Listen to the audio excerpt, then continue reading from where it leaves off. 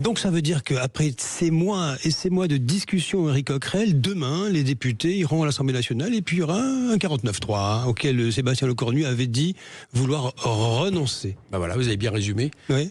Hein, c'est-à-dire que, en gros, le gouvernement a orchestré une espèce de scénario dans lequel, au final, il passe avec le rapport de force. Pourquoi ?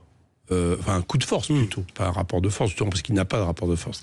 Pourquoi ? Parce qu'il est minoritaire, qu'il présente un texte minoritaire, et qu'à un moment donné, sauf à vouloir que les oppositions ne s'opposent plus, ce qu'il fait d'ailleurs, hein, puisque vous remarquerez que les oppositions qui veulent simplement jouer leur rôle d'opposition sont traités de saboteurs, de traîtres, de bloqueurs. Enfin, ça, le discours. Qu'est-ce que vous lui répondez ? Du langage trumpiste. Oui, trumpiste, vous dites. Oui, bien sûr. Monsieur Trump, il fait ça. Il diabolise les oppositions. Excusez-moi, est-ce que je réponds quand les oppositions, même moi d'ailleurs, même Montchalin l'a fait l'autre jour, quand le gouvernement traite ses oppositions de saboteurs, c'est quand même un terme fort. Quand il dit que ce sont des tireurs couchés, autrement dit des traîtres qui tirent dans le dos. Excusez-moi, les oppositions ont le droit d'exister, surtout quand le gouvernement est minoritaire. Donc, le problème, c'est que ce gouvernement est minoritaire. C'est lui qui devrait s'interroger sur l'aspect peu démocratique de cette affaire. Donc Éric Coquerel, à vos yeux, Lecornu fait du Trump Là, en l'occurrence, oui.